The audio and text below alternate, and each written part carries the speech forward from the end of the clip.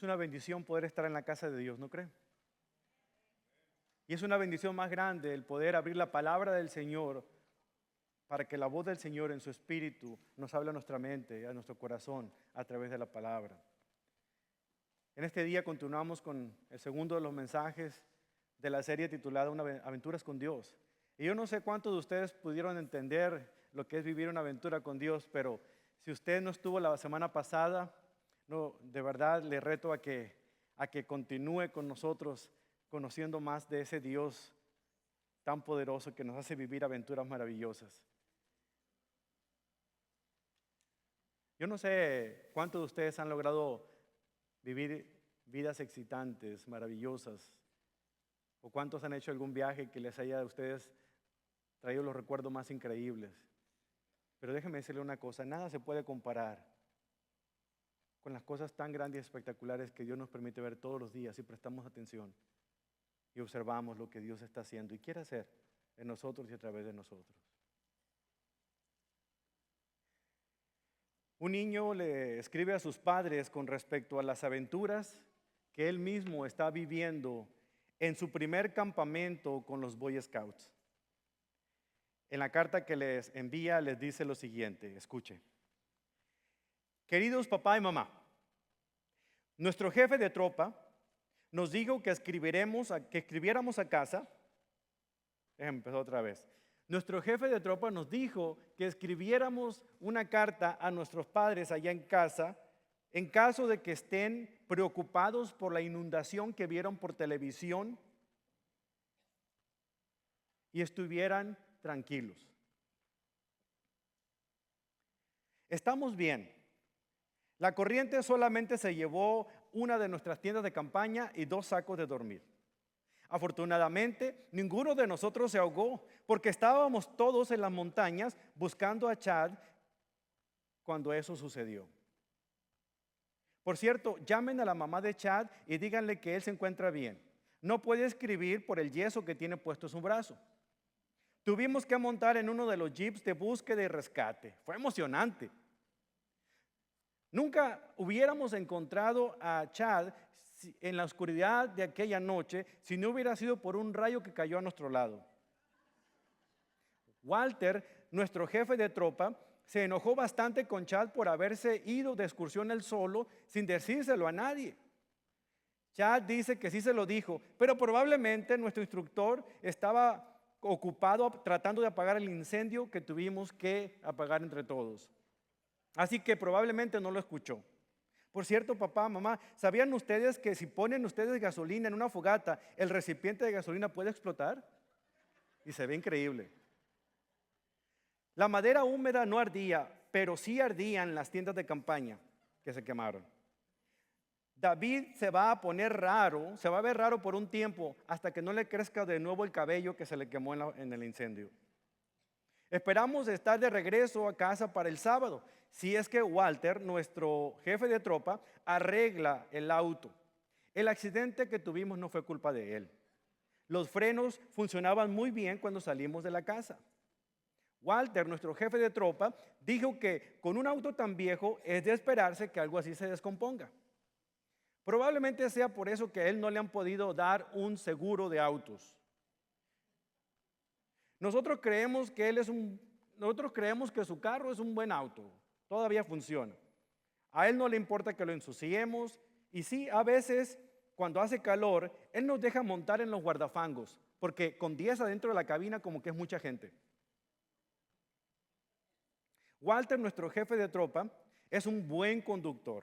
De hecho, ya le está enseñando a manejar a Terry, porque en los caminos de montaña arriba, cuando solamente hay 2 carriles, no hay tráfico. ¿Sabían ustedes que en los caminos rumbo arriba de la montaña no hay rieles de protección porque casi no hay tráfico?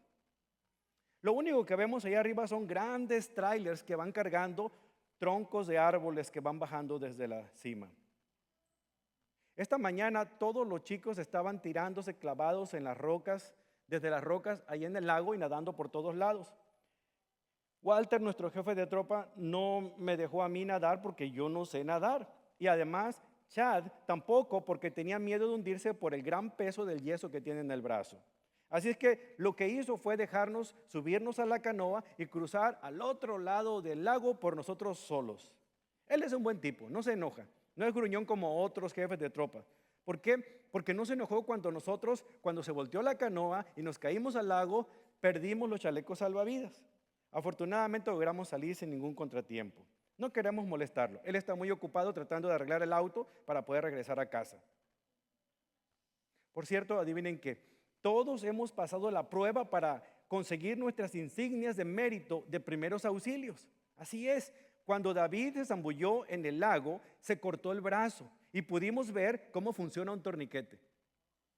Hugo y yo vomitamos cuando vimos a David que le salía tanta sangre, pero Walter nos dijo que eso era normal, que él también se enfermaba cuando le caía mal algún alimento. Dijo que era producto del pollo tan viejo que nos comimos hace unas horas. Él dice que de igual manera se enfermaba cuando él estaba en la prisión, porque la comida muchas veces le caía mal. Qué bueno que haya salido de la prisión, porque así pudo convertirse en nuestro jefe de tropa.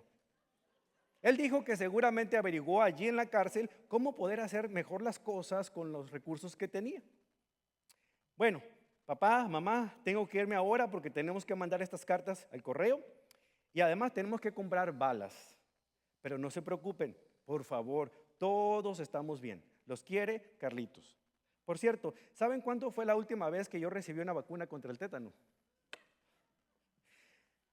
Para este niño todo era una aventura, pero seguramente para los padres de este muchachito recibir esta carta en vez de una aventura era una gran pesadilla. Y yo no sé si ustedes se identifican de esta manera, ustedes que tienden a ser sobreprotectores de sus hijos, pero mientras ellos consideran que todo en la vida, todas las cosas son fascinantes, entre más nosotros nos vamos haciendo viejos, más conscientes nos volvemos del peligro y más temerosos nos volvemos de tomar riesgos, ¿cierto? Tal vez sea por eso que muchas personas, por temor a lo desconocido, por temor al riesgo que acarrea una aventura, prefieren evitarla en lugar de vivir de verdad una aventura, pero sobre todo una aventura con Dios. Quizá por el temor a la incertidumbre, a lo que no conocen, la gente no se arriesga a caminar de la mano de Dios porque quieren conocer todo el plan desde antes de tomar una decisión de entregar su vida completamente a Él. Y esas son las razones por las que muchas veces nosotros vamos siguiendo a Dios pero a distancia. Bueno, hoy yo quiero hablarles de dos fases muy importantes en la iglesia del primer siglo. Una de esas fases fue precisamente cuando esta iglesia nació, cuando se dio a luz a una iglesia tan increíblemente poderosa como la iglesia del primer siglo. Pero también hablaré de la fase muy importante de una iglesia como es la nutrición. O sea que los dos temas de los que vamos a hablar hoy una es obstetricia y nutrición. Son términos médicos, ¿verdad? Uno tiene que ver con el nacimiento, con dar a luz, y lo otro tiene que ver con nutrir a ese bebé recién nacido. Si es que se trajo su Biblia, ábrala por favor en el libro de los Hechos de los Apóstoles, las aventuras de los apóstoles, capítulo número 2. Vamos a tomar varios pasajes de Hechos capítulo 2 para entender muy bien el origen de la iglesia, el nacimiento de la iglesia del primer siglo y también de la nutrición de esta iglesia. Y lo importante que es para nosotros que entendamos nuestros orígenes, pero también cuán importante es que sigamos nutriéndonos espiritualmente.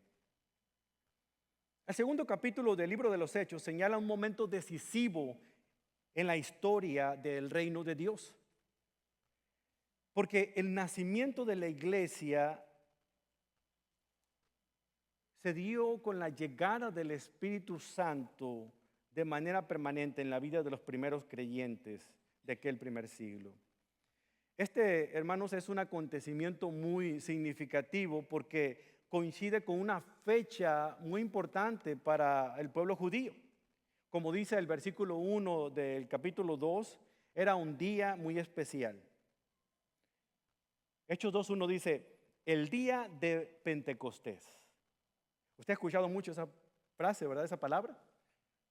Tomemos un momento para explorar el significado del día de Pentecostés. Pero ¿qué significó esto para la comunidad judía? La palabra Pentecostés en el idioma griego significa 50.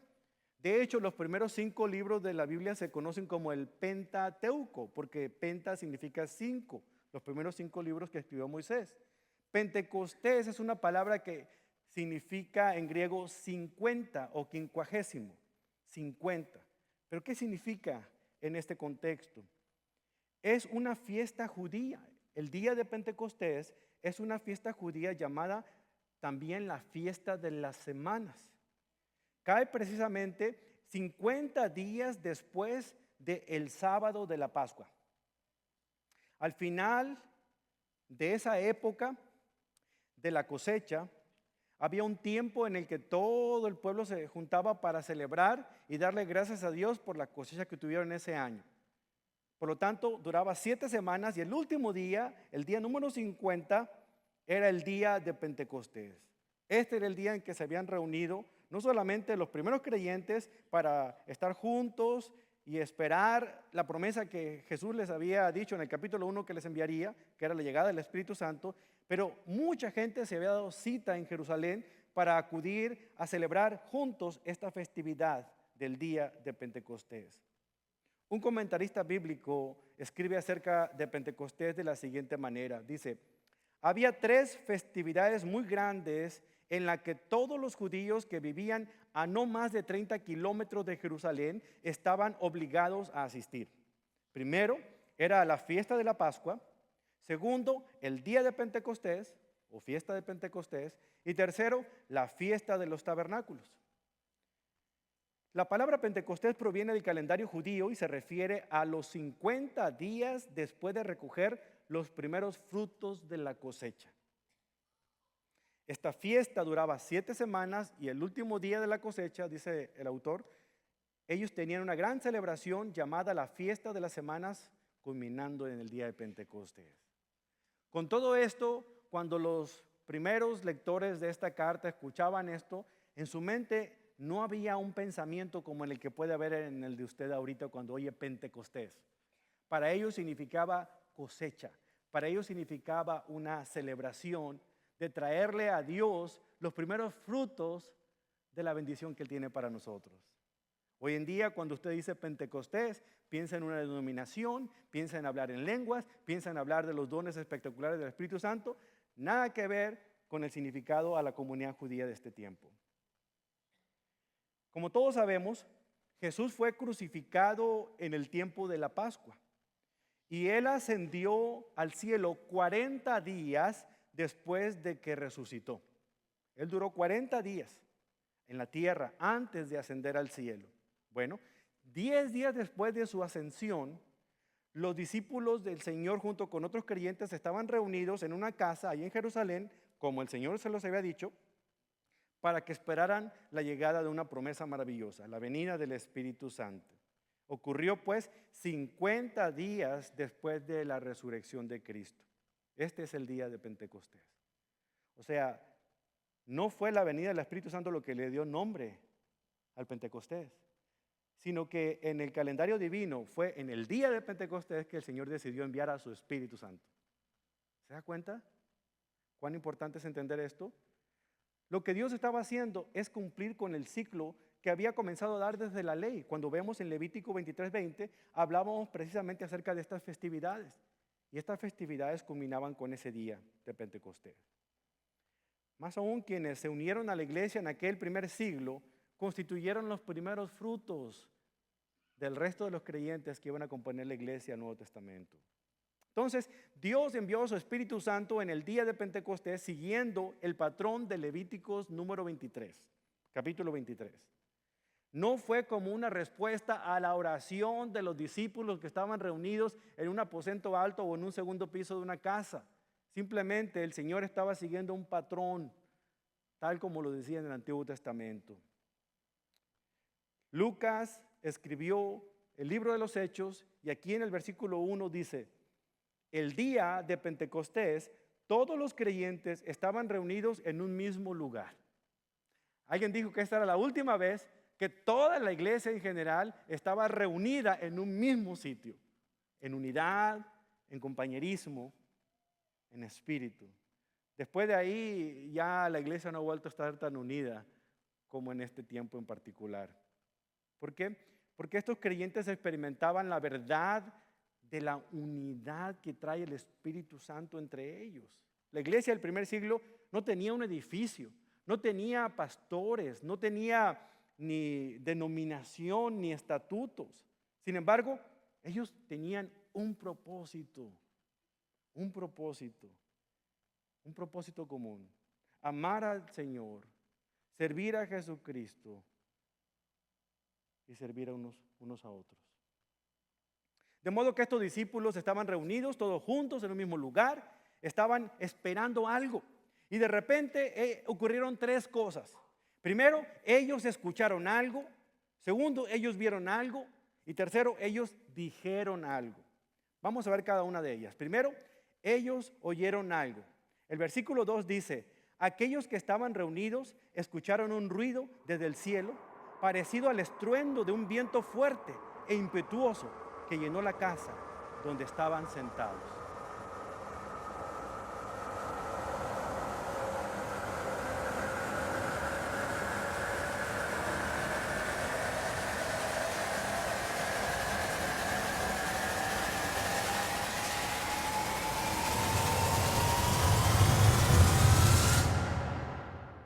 ¡Wow! ¿Puedo percibir un poquito lo que pudieron haber sentido ellos? Hoy en día, con la magia de la tecnología, podemos acercarnos un poquito a eso. Eso estaba ocurriendo dentro de la casa, no estaba ocurriendo en la ciudad. Estaba ocurriendo en esa casa donde los primeros creyentes estaban reunidos. Ellos de repente comenzaron a escuchar este estruendo como de un viento muy fuerte que realmente les puso a ellos a estremecer porque no esperaban que esto ocurriera. Al describir este estruendo como algo que emanaba del cielo, el escritor Lucas destaca que esta acción fue sobrenatural. No fue un mero fenómeno climático, no había un terremoto, ni tornado, ni ciclón. Era algo que estaba ocurriendo solamente dentro de la casa. Pero el ruido fue tan grande que la gente que estaba caminando por las calles en Jerusalén escuchó el ruido que nosotros más o menos acabamos de escuchar. Y corrieron presurosos hasta la casa donde estaban reunidos para ver de qué se trataba eso. Pero dentro de esa casa estaban ellos realmente, imagínense, apesumbrados por lo que estaban oyendo. Entonces ellos escucharon algo. Ahora, note que ellos estaban sentados. Típicamente cuando pensamos en la escena del cuarto, del segundo piso, del aposento alto, pensamos que ellos estaban ahí entregados a la oración. No, ellos estaban sentados, estaban tranquilos, estaban sentados esperando algo. No sabían qué, pero algo estaban esperando. Estaban ellos simplemente conversando. En el tiempo de la escritura había dos posiciones típicas para la oración. Una era de pie y la otra era de rodillas, pero ellos estaban sentados. Lucas es cuidadoso al mencionar este detalle. Y esta es una evidencia palpable de que la venida del Espíritu Santo no es algo que se tiene que buscar, es algo que Dios da. Esta llegada del Espíritu Santo no era porque ellos estaban orando con tanto éxtasis que comenzaron a ver manifestaciones espectaculares. Es algo que Dios prometió que iba a hacer en esta ocasión, exactamente el día en el que Él había dispuesto que sucediera, no al gusto de cualquier otra persona que clama tener una velada de oración o una noche de milagros. Ellos escucharon algo. El hecho de que los discípulos hayan estado sentados prueba pues que esto era algo sobrenatural. No le podían encontrar explicación. Además de escuchar algo, ellos vieron algo. Los discípulos no solo oyeron y sintieron el viento del Espíritu que llenó aquel lugar, sino que también vieron algo, como dice el versículo 3, vieron algo parecido como a unas llamas o lenguas de fuego que aparecieron y se posaron sobre cada uno de ellos. La frase como de o algo parecido nos permite deducir que estas llamas no eran literalmente de fuego, sino como de fuego. La actividad sobrenatural, hermanos, cuando Dios está en ella, los escritores de la Biblia difícilmente podían poner en palabras humanas lo que estaban viendo, Pero al tratar de describir lo que estaban viendo, colocaban palabras que pudieran entender sus oyentes humanos también. Por eso utilizaban metáforas o símiles para poder describir esas manifestaciones divinas. Por eso aquí Lucas está hablando de decir que se vio como que lenguas de fuego llegaron y se posicionaron sobre cada uno de ellos. Ahora, note algo importante. Cada uno de estos 120 discípulos que estaban reunidos en ese cuarto. No unos cuantos, no los más espirituales, no los más santos. Sin que ellos lo pidieran, sin que ellos lo pensaran, el Espíritu del Señor descendió sobre ellos y sobre la cabeza de cada uno de ellos, como una especie de lengua de fuego, se posicionó sobre cada uno. ¿Se da cuenta lo maravilloso que es esto? El don de lenguas, por así decirlo, no es exclusivo de unos cuantos, sino de todos aquellos que el Señor quiso ofrecerlo. Esto fue una obra uniforme y soberana de Dios, de forma colectiva, en todos los que estaban presentes en aquel lugar. Lo que estaban ellos experimentando, más adelante lo describe el apóstol Pablo como el bautismo del Espíritu Santo. Ellos estaban siendo introducidos a la familia de Dios, estaban siendo introducidos al cuerpo espiritual de Cristo en ese momento. Cuando Dios hace las cosas, hermanos, las hace de una manera única que no pueden ser duplicadas por nada ni por nadie. Ninguno de los discípulos sabía qué esperar en ese momento. El movimiento que conocemos actualmente como movimiento pentecostal se enfoca en tratar de revivir la experiencia del día del Pentecostés en nuestros tiempos. Una y otra vez están buscando tratar de duplicar esa actividad. Pero óigalo bien, por favor, para que, como dicen en México, no se me haga bolas. Esto no volverá a ocurrir tal como ocurrió en el día de Pentecostés. Por más que usted brinque y salte y le pida a Dios, esto ocurrió porque había un propósito muy particular. La iglesia estaba naciendo en este preciso momento. Esa fue una experiencia única. La Biblia en ningún otro lado, y por favor nos sentamos y usted me comprueba lo contrario, nos muestra de que debemos buscar revivir esa experiencia. La Biblia en ningún lado nos dice que debemos orar para que esto vuelva a ocurrir. Y en ningún lado la Biblia dice que debemos esperar a que esto suceda de nuevo. Y con todo el respeto que usted me merece, si usted cree que estas cosas se dan, usted no está leyendo la misma Biblia que yo estoy leyendo. Es importante, hermanos, cuando escuchamos de este tipo de cosas, no desconectar nuestra mente de las Escrituras. Debemos nosotros usar las emociones absolutamente. Necesitamos las emociones para poder caminar en la fe, en nuestro caminar espiritual con Dios. Pero no debemos desconectar nuestra mente de la Biblia, porque entonces vamos a escuchar a una persona que viene como un vendedor profesional, como una persona muy cautivadora, que nos presenta un plan, un panorama muy distante, que se oye como que las cosas las sacó de la Biblia, sacándolas fuera de contexto, y nos va a cautivar y nos va a hacer creer que esas cosas realmente sí suceden en nuestro tiempo. Pero si nos sometemos a la verdad de las Escrituras, vamos a estar inamovibles de la doctrina que nosotros tenemos que cuidar y preservar. Por lo tanto, no desconectemos nuestra mente. Y aquí en el capítulo 2 de Hechos, y también en otra parte en el libro de los Hechos, como en el libro de Primera a los Corintios, es la única parte en que la palabra Pentecostés aparece. De allí en fuera, en ningún otro lado la vemos aparecer. Ahora, ¿por qué dice aquí lenguas de fuego? Bueno, es posible que las lenguas simbolicen el habla y la proclamación, del Evangelio. Es posible que simbolice la presencia purificadora de Dios que consume los elementos indeseables de nuestra vida y encienda nuestro corazón para que a través de lo que nosotros digamos del Evangelio, la vida de otros también se encienda. Aquellos hombres experimentaron el poder de Dios cuando el Espíritu Santo se manifestó en las formas de viento y de fuego. Y aunque los creyentes de un día ya no experimenten la presencia del Espíritu Santo con esos elementos en particular, el Espíritu Santo sigue siendo tan poderoso, tan efectivo y tan evidente en la vida de los creyentes de hoy como lo fue en el día de Pentecostés.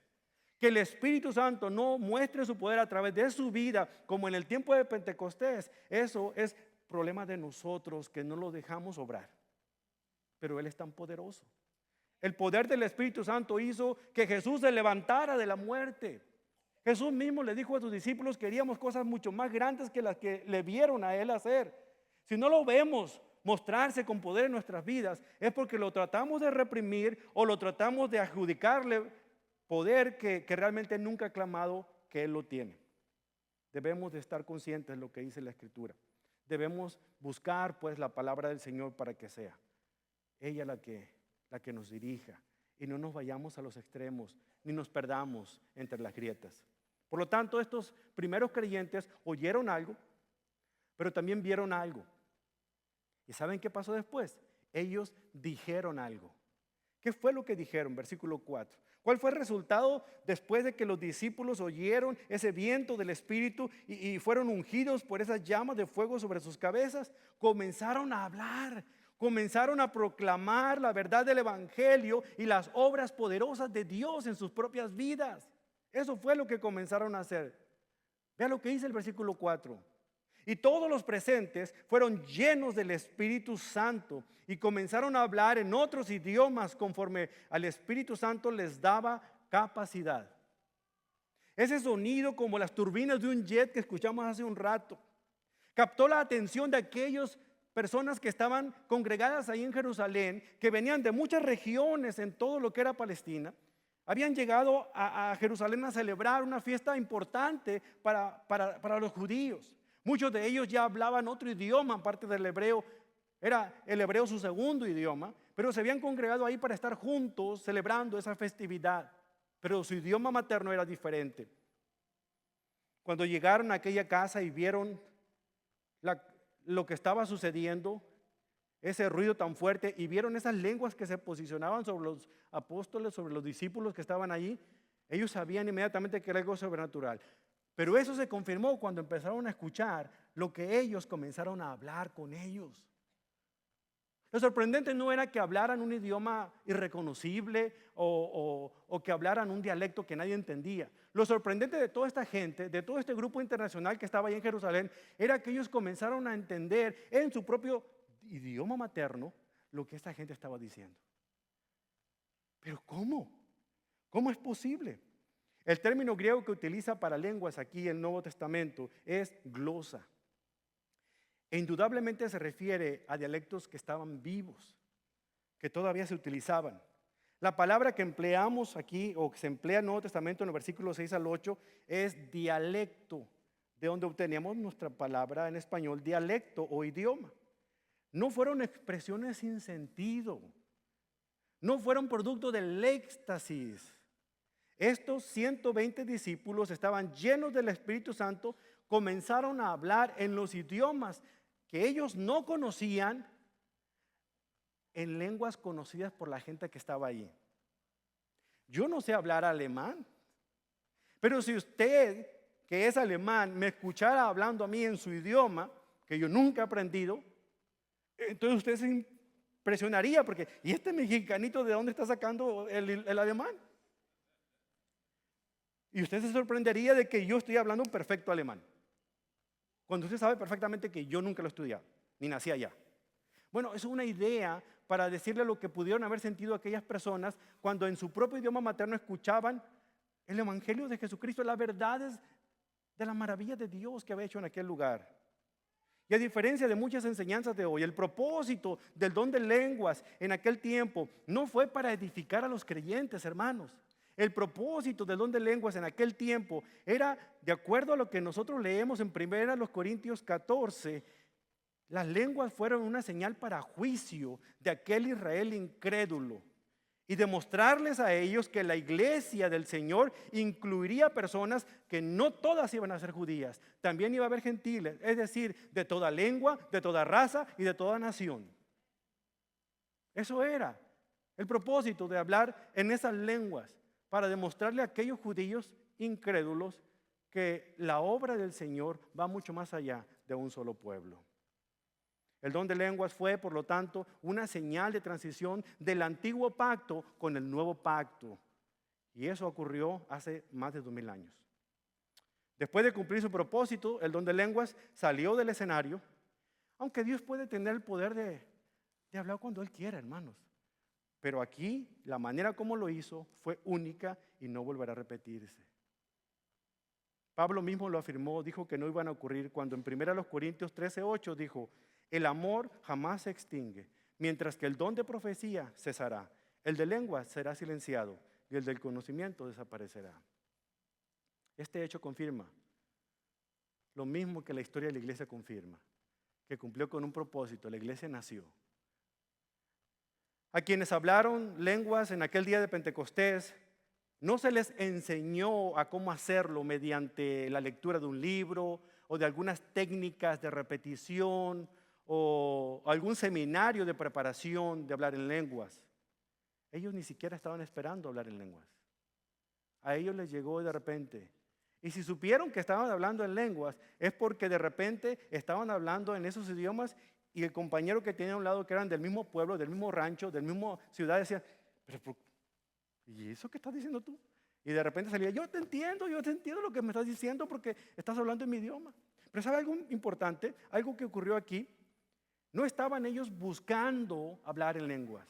El Espíritu Santo les dio que hablaran en otro idioma conforme a Él consideraba que era necesario. Les daba la capacidad para hacerlo. Y esto nos muestra la obra maravillosa del Espíritu Santo. Porque la evidencia de la venida del Espíritu Santo fue inconfundible. Manifestó su presencia a oídos, a vista y a las bocas de los creyentes en aquel segundo piso de aquella casa. Pero no se detuvo allí, porque esa manifestación se llevó más allá de las puertas de aquella casa a toda la gente que estaba allí en Jerusalén para la fiesta de la Paz, de Pentecostés. Veamos lo que sucedió, versículo 5. En esa ocasión había judíos devotos de todas las naciones que vivían en Jerusalén. Cuando oyeron el fuerte ruido, todos llegaron corriendo y quedaron desconcertados al escuchar sus propios idiomas, ahí está la palabra dialectos, hablando por los creyentes. Mire, escucha esta frase. Ya le dije a la plebe que si no deja de contar mitotes le van a dar una pajueleada. Solamente me entendieron los que son de Culiacán, Sinaloa. ¿Cierto? Porque, ¿usted me entendió lo que quise decir, hermano? Este es un dialecto que hablamos en mi tierra. Y la gente que es de allá sabe lo que estoy diciendo. Plebe le decimos a una muchacha, a una niña. Mitote es el chisme. Pajueleada es un pau pau. Ahora ya usted está hablando sinaloense. ¿Se da cuenta?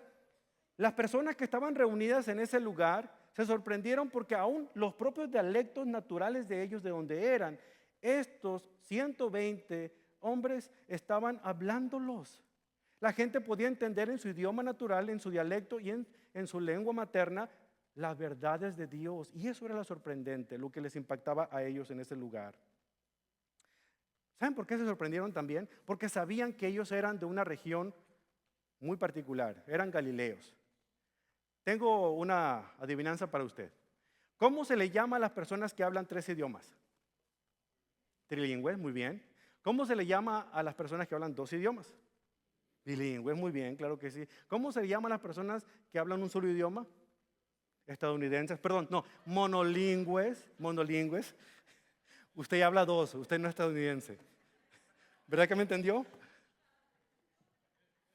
Monolingües. Los galileos eran gente con un solo idioma. Es por eso que toda esta gente decía: pero ¿cómo? Si estos incultos galileos están hablando mi idioma, ¿de dónde lo aprendieron y tan pronto? Hermanos, los hombres de Galilea eran famosos por ser personas incultas. O sea, no tenían mucho estudio, eran gente burda, gente de pueblo, gente que no fue a la escuela. Entonces la gente de Judea lo sabía. Y ellos decían: pero ¿cómo esta gente pudo aprender un idioma? De todos los discípulos, de todos los apóstoles, el único que era realmente brillantemente intelectual era Judas. Por eso es que le habían dejado a él el dinero. Él era el tesorero del grupo. No solamente eso, confiaban en él. Nunca se imaginaron que iba a ser el traicionero que entregara a Jesús, porque él era el más culto del grupo. Pero allí en fuera todos eran un grupo de galileos. Por lo tanto, la gente se sorprendía. Vea lo que dice el versículo 7. Estaban totalmente asombrados. ¿Cómo puede ser?, exclamaban. Todas estas personas son de Galilea y aún así los oímos hablar en nuestra propia lengua materna. Aquí estamos nosotros, partos, medos, elamitas, gente de Mesopotamia, Judea, Capadocia, Ponto, de la provincia de Asia, de Frigia, de Panfilia, de Egipto, de las áreas de Libia, alrededor de Cirene, visitantes de Roma, tanto judíos como convertidos al judaísmo, cretenses y árabes, y todos oímos a esta gente hablar de nuestro propio idioma, acerca de las cosas maravillosas que Dios ha hecho. Quedaron allí, maravillados y perplejos, preguntándose, ¿qué querrá decir todo esto? Experiencia extraordinaria. Qué aventura tan espectacular tuvieron no solamente los apóstoles, sino también la gente que estaba en ese lugar escuchando en su propio idioma la verdad del evangelio de Jesucristo. Dese cuenta. Cada miembro de la multitud, judíos, griegos, medos, egipcios, podían oír el evangelio en su propio idioma. Algunos de los miembros de la multitud se burlaban de ellos porque no querían creer lo que estaban escuchando y decían, ay, estos están borrachos.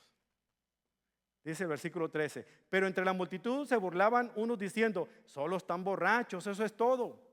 Este es un comentario absurdo, hermanos, porque si emborracharse le hiciera a uno hablar otro idioma, le aseguro que el paquete de Rosetta Stone trajera una botellita de ron a un lado. Y no la vemos todavía. Ahora, no le entenderemos lo que diga, pero no está hablando otro idioma, otra lengua en ese aspecto. Cuando la gente se dio cuenta de que algo sobrenatural había pasado, quisieron una explicación. Y ahí vemos la respuesta de la multitud, versículo 37. Después del poderoso mensaje que el apóstol Pedro dio para explicarles qué significaba lo del ruido del viento, lo de las lenguas que estaban puestas encima de las cabezas de ellos y de las palabras del evangelio que salieron en el idioma natural de la gente que escuchaba, Pedro se levanta, da un paso al frente y comienza a dar su mejor sermón, el primero y el más grande sermón que pudo dar, y explicó, poniendo el dedo en la llaga, de la necesidad de arrepentimiento de esas personas que escuchaban. Luego, con sus corazones conmovidos, vea lo que dice el versículo 37. Las palabras de Pedro traspasaron el corazón de ellos, quienes le dijeron a él y a todos los apóstoles, hermanos, ¿qué debemos hacer? Esas son las palabras que cualquier predicador evangélico quisiera escuchar de una congregación después de explicar un sermón. Cuando la gente tiene convicción de decir, hermano, con lo que acaba de decir, ¿qué debemos hacer? Y el apóstol Pedro les explicó a ellos lo que habían que hacer. Hermano, ¿qué debemos hacer? Pedro contestó, cada uno de ustedes debe arrepentirse de sus pecados y volver a Dios y ser bautizado en el nombre de Jesucristo para el perdón de sus pecados. Entonces recibirán el regalo del Espíritu Santo. Esta promesa es para ustedes, para sus hijos y para los que están lejos, es decir, para todos los que han sido llamados por el Señor nuestro Dios. Entonces Pedro siguió predicando por largo rato, como me queda a mí, y les rogaba que con insistencia a todos sus oyentes, sálvense de esta generación perversa. Después de oído el Evangelio, ¿cuál es el siguiente punto para aquellos que escucharon a Pablo? Vea lo que dice el versículo 41. ¿Cómo respondieron? Los que creyeron lo que Pedro dijo fueron bautizados y sumados a la iglesia ese mismo día, como 3,000 en total. Déjenme preguntarles algo. En este momento que el apóstol Pedro terminó de hablar, toda esta gente se arrepintió de sus pecados e hicieron una profesión de fe. 3,000 personas levantaron la mano y dijeron, yo quiero conocer a Cristo, yo quiero reconocerlo como Señor y Salvador. ¿Cuántos años cree que pasaron de ese momento a cuando esos 3,000 gente fueron bautizadas? ¿Cuántos años han pasado desde que usted tomó una decisión por Cristo y todavía no se bautiza? No hay una sola evidencia en el Nuevo Testamento que diga que usted tiene que esperarse meses, años o generaciones para que usted decida creerle a Dios lo que ya creyó en Él. El bautismo de agua es automático en el momento en que usted toma una decisión. De hecho, el requisito para poder bautizarse es que usted haya creído en Jesucristo como su Señor y Salvador. e inmediatamente usted es bautizado. Aquí lo hacemos 4 veces al año nada más. Pero eso nos da a entender a nosotros la importancia, y porque cuesta mucho llenar la pila, por eso. Pero si usted tiene una alberca en su casa, ahí lo bautizamos. El punto es que en ningún aspecto del Nuevo Testamento el bautismo estaba desconectado de poder poner su confianza en Jesucristo. Claro, queremos explicarle a la gente, por eso hacemos una clase. Pero bueno, ya me salí un poquito del tema aquí. El punto es que estas personas creyeron y en ese mismo día eran bautizados. Entonces, ¿qué ocurrió? Nació la iglesia, se dio luz a la iglesia, el Espíritu Santo produjo la iglesia, la hizo existir en ese momento. Ahora viene la parte interesante, la nutrición de la iglesia. Porque en Hechos capítulo 2, versículo 42, vemos una manifestación muy grande. Dice el versículo 42, todos los creyentes, después de que fueron bautizados y se reunían en las casas, fíjense a qué se dedicaban ellos. Fíjense cómo estaban siendo nutridos. Se dedicaban a las enseñanzas de los apóstoles, a la comunión fraternal, a participar juntos en las comidas, entre ellas la cena del Señor, y a la oración. Un profundo temor reverente vino sobre todos ellos y los apóstoles realizaban muchas señales milagrosas y maravillosas. Y tome nota, una iglesia que crece nutrida saludablemente debe contener estas cosas. Estos son los señales vitales, lo que realmente nos muestra que una iglesia es saludable. Si la iglesia a la que usted va, si esta iglesia a la que usted asiste no tiene todas, no una, no dos, sino todas estas cosas, entonces podemos decir que la iglesia no es saludable. Pero una iglesia saludable es lo que va a determinar para que el Espíritu Santo siga añadiendo a las personas a su iglesia. Primero, comunión. El término griego para comunión, enseñanza. Una enseñanza sólida, una enseñanza de calidad. Se dedicaban a la enseñanza de los apóstoles. Esa es la columna vertebral de un cristiano fuerte, una enseñanza saludable, una enseñanza sólida, una doctrina sana. Los nuevos creyentes que se mencionan aquí ganaron conocimiento y madurez mientras se sentaban bajo las enseñanzas de los apóstoles. Ellos recibieron una dieta sólida de alimento espiritual saludable. Nosotros aquí en la iglesia, ¿cree usted que usted va a poder nutrirse espiritualmente únicamente viniendo un día a la semana a escuchar el domingo en la mañana? ¿Usted puede aguantar toda la semana comiendo una sola comida a la vez? Entonces, ¿cómo pretende usted crecer espiritualmente si lo único que come durante toda la semana espiritualmente es sentarse a escucharme por 45 minutos en un sermón? No, tenemos que sentarnos a tomar un discipulado con alguien, sentarnos en una escuela dominical, en un estudio bíblico. La iglesia está ofreciendo próximamente 3 estudios bíblicos en la mañana. Venga usted a las 9 para que sea parte de eso. Pero también estamos aquí, hay más de 12 personas que egresaron de un curso que dio el seminario de Dallas, y que vergüenza para ustedes si ustedes no se pueden discipular a los demás. Pero tenemos 12 graduados de allá y tenemos 16 entrenados para poder darle discipulado a usted que quiere aprender las cosas del Señor. Sé que si usted quiere ser discipulado, le aseguro que hay gente aquí que ya sabe, que no lo quiere hacer es otra cosa, y ahí se van a meter con Dios, pero usted venga aquí con nosotros y nosotros le vamos a asignar a alguien para que le dé un discipulado, porque usted necesita sentarse a los pies de los apóstoles, no estos, ¿verdad? Pero la enseñanza de la Biblia con alguien que lo disipule. Tenemos que estar aprendiendo. En segundo lugar, había comunión, había una reunión y un compañerismo. Una iglesia que no tiene enseñanza bíblica es un club social. Una iglesia que aparte no tiene comunión no es una iglesia en sí, es simplemente un seminario. Tiene que haber las dos cosas.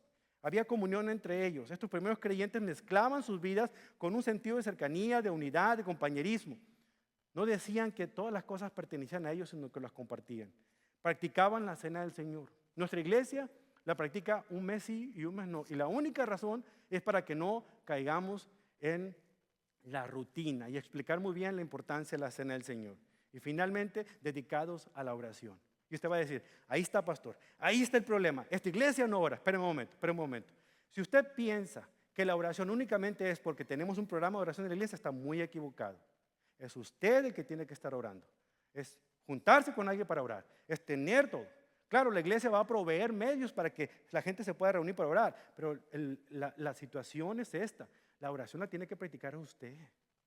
No tiene que esperarse que el pastor le diga, ahora vamos a tener una velada de oración, vénganse a orar. No, Todos los días el Señor nos ha dado dos cosas para seguir creciendo. Nos da la Biblia para aprender a escuchar su voz y nos da la oración para aprender a comunicarnos con Él y saber qué es lo que nos quiere decir en su palabra. Es algo que debemos estar haciendo como iglesia constantemente, sea que haya programa o no. ¿Qué sucedió? Vea lo que dice el versículo 44. Todos los creyentes se reunían en un mismo lugar, compartían todo lo que tenían, vendían sus propiedades y posesiones y compartían el dinero con aquellos en necesidad. Adoraban juntos en el templo cada día, se reunían en las casas, en el templo, en las casas. Algo que queremos hacer como iglesia es tener nuestras reuniones el domingo en la mañana, pero también reuniones en nuestras casas. Todo el tiempo alabando a Dios y disfrutando de la buena voluntad de la gente. Que la gente tenga buena reputación de nosotros. Que la gente hable bien de nosotros, no porque nos interese lo que digan, sino que realmente sepan que somos de buen testimonio. Y cada día el Señor agregaba a esta comunidad cristiana los que iban a ser salvos. Ahora, déjame decir una cosa. Como cristianos no somos monedita de oro para caerle bien a todos. Hay gente que va a malinterpretar lo que decimos. Hay gente que va a tomar lo que acabo de decirle a usted, va a decir que es falso. Hay gente que va, porque no le pude prestar atención a una petición, que yo soy de lo peor. Y así a veces tenemos personas que nos volvemos como si fueran, ¿ustedes conocen una sandijuela? ¿Sabe qué es eso? Que se pega al cuerpo de un ser vivo y que le chupa, chupa, chupa. Nunca hace nada, no es un parásito, pues, o sea, nomás está esperando que todo le den. No, llega el momento en que cuando son bebés se les da de comer, pero inmediatamente empiezan a crecer y empiezan a alimentarse solos del Señor. Y no tiene que esperarse a que nadie más los alimente. ¿Sabe usted que el domingo en la mañana no debía ser para venir a aprender de Dios, sino a celebrar a Dios? ¿Por qué? Porque toda la semana nosotros ya nos alimentamos de Él, leyendo la Biblia y orando y tomando un discipulado. Y venimos el domingo a celebrar. Así es que si usted no hace ni una cosa ni la otra, pues con razón usted está debilucho, hermano. Es momento de que despertemos y que sepamos de que el Señor realmente nos quiere ver crecer. Y el Señor nos ha dado todo lo que necesitamos para crecer espiritualmente. Pensemos, ¿es nuestra iglesia realmente una iglesia vibrante? Y si no es así, ¿qué estoy haciendo yo para contribuir a que esta iglesia sea una iglesia vibrante y saludable? Comencemos por ahí. Dos cosas de aplicación. Primero, la primera realidad que obtenemos de esto. Cuando la presencia de Dios es evidente, nadie puede ignorar o duplicar los resultados. Cuando la presencia de Dios es evidente en algo que nos ocurre a usted y a mí, nadie puede ignorar o duplicar esos resultados. Podrá intentarlo, pero no. Hay cosas que le pasan a usted que no va a encontrar explicación y usted tiene que conformarse a decir, bueno, no te lo puedo explicar, simplemente sé que Dios lo hizo, punto. Si la otra persona me cree o no, ya es problema de él o de ella. Pero cuando la presencia de Dios es evidente, nadie puede ignorar que fue Dios quien lo hizo, pero tampoco puede duplicarse el resultado por ningún ser humano. Segundo lugar, cuando la presencia del Espíritu da poder, nadie puede negar o explicar el cambio que ocurre en una vida. Cuando la presencia del Espíritu da poder, nadie puede explicar el cambio que sufrió esta persona. Sin embargo, es evidente. Hermanos, el otro día cuando mi esposa y yo estuvimos de vacaciones, fuimos por una ciudad muy hermosa allí en Alemania, en Nuremberg. Y me acuerdo que estaba platicando yo con ella y de repente empecé a escuchar unas voces celestiales, hablando el idioma de los cielos, o sea, el español. O sea, imagínense en Alemania, nadie entendíamos nada, apenas sabíamos dos palabras como danka y ya no me acuerdo cuál era otra, ya se me olvidó mujer. Pero era lo único que sabía ahí en alemán, imagínense ustedes. Y de repente estábamos en un lugar buscando unas cositas, unos recuerditos y escuché yo hablar español. Y me acerqué, hablan español. Después de una semana de no escuchar el bello idioma, lo escuché ahí. ¿Hablan español? Sí. ¿De dónde son? De México, venga acá. Claro que me sentí emocionado porque estaba escuchando hablar. Hablaban chilango, pero no importa, eran de México. Quiero mucho a los chilangos. Y ahí pasamos buen rato. Mi esposa me tuvo que jalar ahí porque imagínense, algo así era lo que experimentaron aquellos creyentes del primer siglo cuando escucharon las maravillas de Dios, escuchar su propio dialecto. Hermano, yo quiero dejarle con esto. Como iglesia nosotros queremos tener un solo propósito, es conectar a los hispanohablantes con Dios, con el pueblo de Dios, siempre para su gloria. Ese es el propósito que queremos, conectar a todo el hispanohablante con Dios, con el pueblo de Dios, para su gloria. Y lo queremos hacer de los medios posibles, redes sociales, el estudio bíblico de los domingos en la mañana o durante la semana con los grupos en casa, el discipulado uno a uno. De alguna otra manera, cada actividad que hagamos es para conectar a la gente con Dios, con su pueblo, para su gloria. Eso es lo que queremos hacer, pero no lo podemos hacer solo. Es por eso que usted ha visto que hay iniciativas el domingo en la mañana de hospitalidad. Esas mesas que ve por allá, muchos de los anfitriones que tenemos aquí se van a esas mesas, empiezan a acercarse a usted que está visitando para que usted no se nos vaya de aquí si antes no conozca a alguien de esta iglesia. No queremos de verdad ni pedirle su tarjeta de crédito, ni número social, no. Nomás queremos que usted se sienta aquí, bienvenido, porque de verdad queremos mostrarle con nuestra actitud hospitalaria que a usted le importa a Dios, demostrándole que nos importa a nosotros. Es todo lo que queremos hacer. Y si le pedimos sus datos, es la única razón, es para poder echarle una llamada durante la semana, para poder orar por usted y decirle, cuando se haga falta, aquí estamos para servirle. Queremos de alguna otra manera conectar a cada uno de ustedes con Dios, con su pueblo, para su gloria. Pero si usted no está en un lugar donde está aprendiendo a nutrirse espiritualmente, es tiempo que usted salga de ese lugar y vaya a un lugar donde se alimente espiritualmente. Ya basta de tanta confusión teológica, de que le llenen la cabeza de piedritas con promesas acerca de una prosperidad que no llega. Ya basta con darle promesas de sanidad cuando realmente usted tiene el Espíritu de Dios y usted puede orar al Señor para que el Señor le dé sanidad. Usted no necesita a nadie más. La misma oración que usted haga es la que yo puedo hacer. Yo no estoy más cerca de Dios que usted. Queremos enseñarle a aprender de Dios saludablemente. Es por eso que el compromiso que tenemos como iglesia es a enseñar la Biblia. No enseñar preceptos humanos, sino en la Biblia. A enseñarle a usted a alimentarse solo con las Escrituras. Que no tenga que depender de nadie más. Eventualmente le vamos a llevar hasta que usted dependa de Dios. Ese es nuestro plan, nuestro deseo. Pero si usted no está en un lugar donde está alimentándose de las Escrituras, es tiempo que usted busque un sitio para esto. Warren Wiersbe escribió algo bien interesante que nos ayuda a entender lo que significa un ministerio que de verdad es significativo. Escúchelo. Y con esto termino. En primer lugar, el fundamento del ministerio tiene que ser el carácter del individuo, el carácter del cristiano. Es el fundamento de un ministerio. Número 2, la naturaleza del ministerio es el servicio. Esa es la naturaleza del ministerio. Número 3, el motivo del ministerio es el amor. Esa es la motivación del ministerio. Número 4, la medida del ministerio es el sacrificio. Venimos aquí a servir, no a ser servidos. Número 5, la autoridad del ministerio es la sumisión. Sometidos a Dios, sometiéndonos unos a otros. El propósito del ministerio es la gloria de Dios, no otra.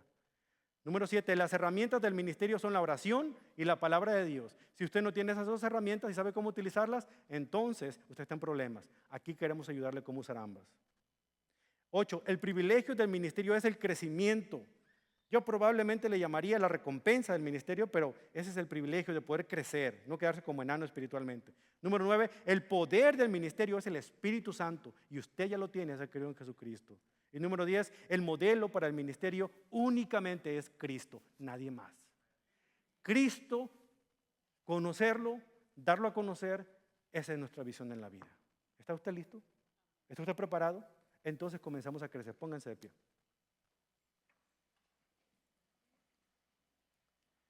Es el momento en que nosotros reconozcamos que el alimento está puesto en nuestra mesa. Que lo único que nosotros necesitamos hacer es extender la mano para comerlo. Si no sé usar los cubiertos, esos instrumentos, para eso estamos aquí, para ayudarle a usted a saber cómo agarrar el cuchillo y el tenedor y empezar a cortar esos pedacitos de carne, porque basta de mamila con leche. Es tiempo de crecer. Y queremos crecer juntamente con usted.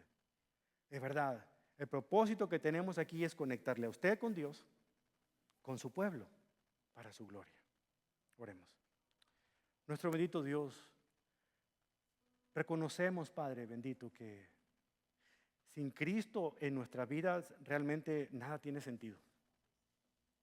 Sin conocerle a Él como nuestro Salvador, Padre, ¿de qué sirve la vida?